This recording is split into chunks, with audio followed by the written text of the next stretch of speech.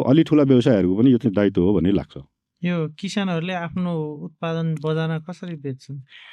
अब सबै यो चाहिँ बेच्छन्? यस्तो छ, यो कस्तो छ भने अहिले गाउँघरतिर पहिला बढी चाहिँ लोकल कुखुराहरू खाने चलन थियो भने अहिले जहाँ बजारीकरण बढेर गएको छ, मोटर बाटो पुग्छ, अब त्यहाँ मासु अन्डाको खपत बढेर गएको छ। हजुर अनि ब्रोइलर फार्मिङ, अनि मैले अघि नै भने लेयर्सको चाहिँ गाउँको आवश्यकता अनुसारको 200, 400, 500, 1000 यस्तो पालन बढेर गएको छ। हामी सबै साथीहरू संलग्न भएर आफ्नो क्षेत्रबाट यो पहल गरिरहेका हुन्छौँ। अब त्यसमा कतिपय बोर्डरहरूको भिजिट गर्ने, वर्षमा हामी 2 पटक 3 पटक अब सीमा क्षेत्रको बिओपीतिर पनि पुग्छौँ, सशस्त्रको बिओपीतिर पनि पुग्छौँ। अब हामी बेला बेलामा चाहिँ यो व्यवसायको के कारणले चाहिँ विकृति आएको छ, यसलाई व्यावसायिक रूपमा मर्यादित बनाउन हामीले के गर्नुपर्छ भन्ने एउटा केन्द्रमा रहेर गर्नुपर्ने पहलमा म सधैँ लागिरहेकै छु। यो कुखुराको मासु अन्डा सबभन्दा बढी खपत हुने भनेको टिनेजर र युवा अवस्थाका मान्छेहरूले बढी खपत गर्ने।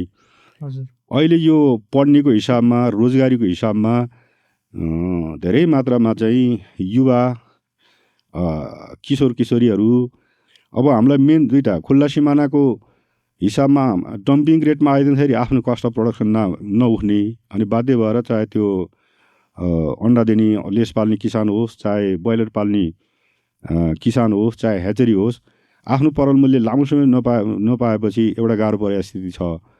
दोस्रो, त्योभन्दा पनि ठुलो चुनौती चाहिँ हामीलाई के रहेको छ भने अब खुल्ला सिमाना छ, सरकारले हामी बेला बेला सरकारी निकायहरूलाई घचघच्याउँछौँ, आफ्नो समस्याहरू भन्छौँ।